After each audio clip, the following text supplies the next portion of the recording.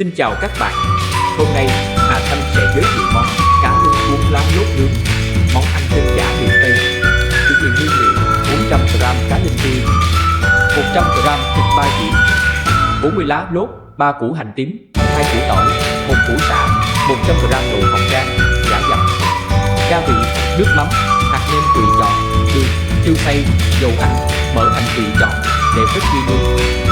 Các bước thực hiện: cá linh làm sạch, bỏ đồ, bỏ ruột. Nếu là cá non thì có thể giữ lại xương để xay luôn, rửa sạch và để ráo nước.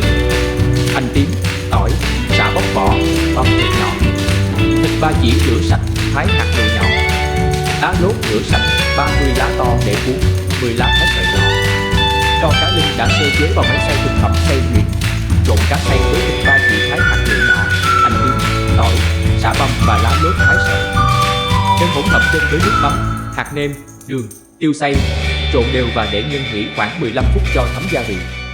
Đãi lá lốt ra, mặt xanh đậm hướng lên trên để khi cuốn sẽ đẹp hơn. Cho một lượng nhân cá vừa đủ vào giữa lá. Cuộn lá lốt lại thật chặt và dùng tăm tre hoặc cuốn lá để cố định. Làm nóng nồi chiên không dầu ở 180 độ. Xếp các cuốn cá lên khay, đớt một lớp dầu ăn mỏng. Nướng khoảng 15 phút, lật mặt và nướng thêm 5 phút cho chín vàng đều. Trình bày và thưởng thức: xếp các cuốn cá linh nướng ra đĩa, vết mỡ hành lên trên và rắc đậu phộng giả dặn. Món này thường được ăn nóng, cuốn kèm bún, rau sống các loại và chấm với nước mắm chua ngọt hoặc nước mắm heo tùy khẩu vị.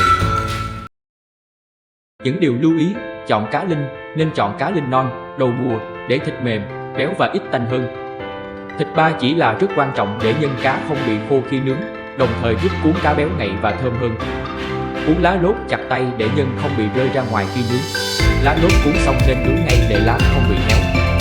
Khi sơ chế cá linh, có thể rửa lại bằng chụ trắng hoặc nước gừng để loại bỏ mùi tanh hiệu quả.